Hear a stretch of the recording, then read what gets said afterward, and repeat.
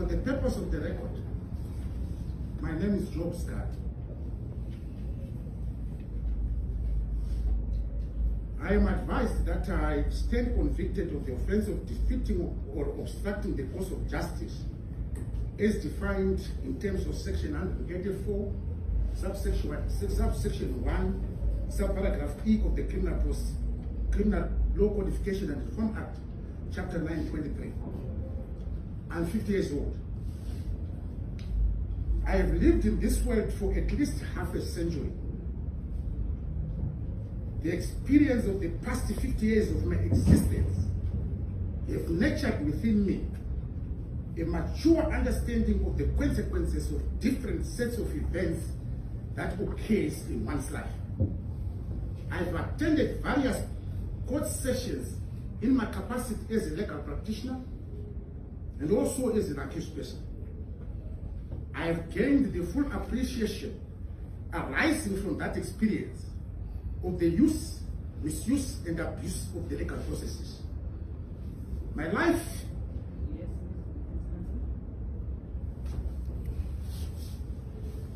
Yes, Your Worship. He is focusing on mitigation. I think if the court allows him to read the entire statement, you shall realize that there is a lot of mitigation in that statement. It is rich in factually and legally. Thank you, Your Worship. My life has been without blemish. I've been accused of every imaginable crime in this country, including allegations of subverting a constitutional government. I've always pleaded and defended my innocence. I live within the strict confines of the law. I became a lawyer because I have faith in the words eloquently inscribed at the University of Zimbabwe, Faculty of Law, Jus Est, born at Aqua. The law is the art of goodness and equity. I also believe in the principle that jus ab remedium. Where there is wrong, there is a remedy.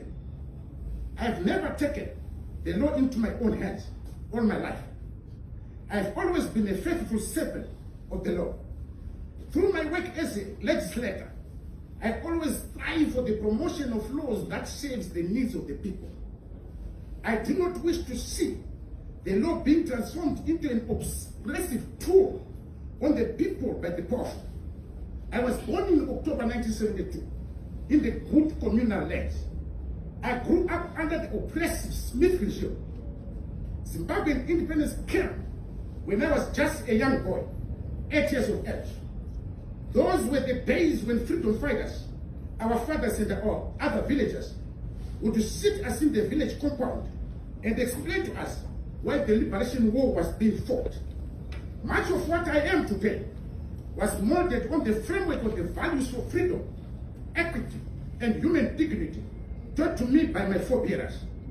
These are the values I cherish and espouse to this day. They are the same values that made me, without hesitation, accept the brief to represent the family of More Blessing Ali. May her soul rest in eternal peace. Immediately following her disappearance, little did I know that I would this day be in the dock, paying the price for what I thought to be a noble enterprise. I seek not my glory, but the collective emancipation of all Zimbabweans and justice for the spirit of More Blessing Ali. Those who murdered More Blessing Ali and those who persecute me today may laugh for the moment, but when history chapters are loud, posterity will judge me for what I truly am, a humble and obedient servant of the people, or a willing instrument for the advancement of the values of Ubuntu, a firm believer against impunity, regardless of one's political affiliation or status in life. A legal practitioner being shackled for taking up the cause of his oppressed client, who died a miserable death in the most violent way imaginable. I grew up in a village as a single boy. I tended our family's crops and had cattle with other boys of my age. Passion and determination drove me from the village to join one of the most esteemed professions the world over, that being of a legal practitioner. Passion and determination also drove me from being a simple village boy to a public leader, and granted me the privilege of representing initially the people of St. Mary's and subsequently the people of Zengeza West in Zimbabwe, the House of Parliament. My present circumstances have robbed me of the opportunity to remain of service to the electorate which bestowed their faith in me as their parliamentary representative. I've been a leader throughout my life. I've been entrusted with leadership positions since my days at primary school and right through my days at university. I had the privilege of not only leading the students at the University of Zimbabwe, but I was also entrusted with leading students in all tertiary institutions of Zimbabwe through the auspices of the Zimbabwe National Students' Union. I am a founder member of the Movement for Democratic Change, led by the late Morgan Richard Tsvangirai in September 1999. I am currently a senior political leader in Zimbabwe's largest opposition political party, the Citizens Coalition for Change. I have become accustomed to selfless sacrifices for the betterment of those I lead. My commitment and dedication to the national cause is a calling that I will never abdicate from notwithstanding the persecution I encounter as the Tsar. It is a dedication to strive and seek for a just society where men and women, rich or poor, the powerful and the powerless, the affluent and the downtrodden, will live in equality and happiness. The security of persons is at the core of my heart. No form of injustice or persecution will move me, not even an inch away from the cries of the people. Let me be labeled a villain today. Let the murderers of Mo Blessing Ali and my tormentors be the heroes of the moment. Posterity will judge me. History chapters are replete with these kinds of oppressions. Oppressors read from the same script. I am neither the first nor the last to be nailed for seeking justice for the downtrodden. That is the only crime I have committed. I did not seek to defeat justice. Far from it. Justice in the eyes of the oppressor is injustice to the oppressed. If I am guilty of seeking universal justice that is accessible and applicable to all regardless of status, let the oppressors celebrate. They have won the battle, but the war will be won by the people. I have been in detention under solitary confinement since the 14th of June 2022, shackled in chains like a terrorist. Over the past 10 months, I've been kept away from my family. I've been deprived of my ability to fend for my children. I have been kept away from my occupation as the representative of the people of Zengeza West. I've been kept away from my law office and prevented from representing my clients. I've been prevented from providing legal support to the grieving family of Mo Blessing Ali, who only desire justice for what happened to their daughter, sister, mother, cousin, friend, and confidant. Though the state extracted a conviction from its hordes of lies and unscrupulously obtained evidence, the real solution to this matter lies in the society itself.